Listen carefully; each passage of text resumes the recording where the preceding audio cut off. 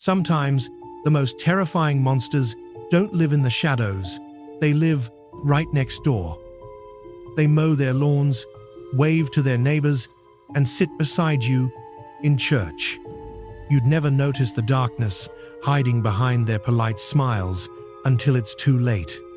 In the small, peaceful city of Wichita, Kansas, people lived simple, quiet lives. It was the kind of town where everyone knew each other, where kids rode their bikes until sunset and neighbors left their doors unlocked. But beneath that calm surface, something was waiting, something that would change the meaning of safety forever. During the early 1970s, Wichita was the heart of American suburbia. Families were growing, businesses were thriving, and the air was full of optimism. But on a cold January morning in 1974, that illusion of safety shattered.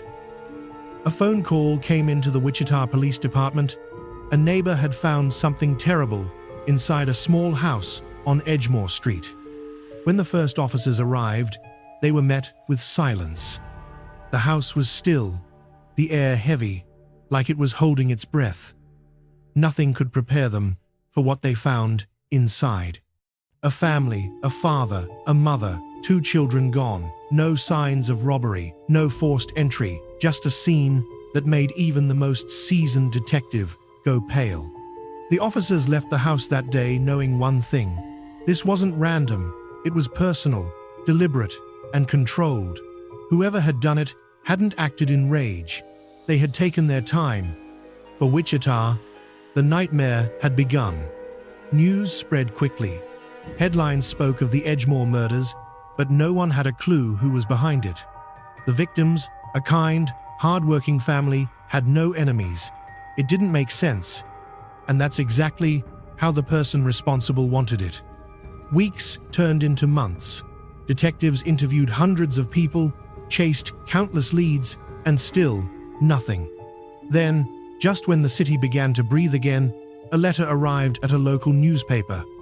It was handwritten, full of spelling errors, and yet disturbingly confident. The writer claimed to be the one behind the murders.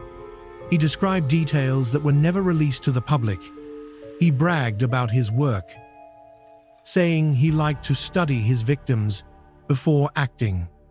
And then, at the bottom of the letter, 3 chilling letters appeared: B, T, K.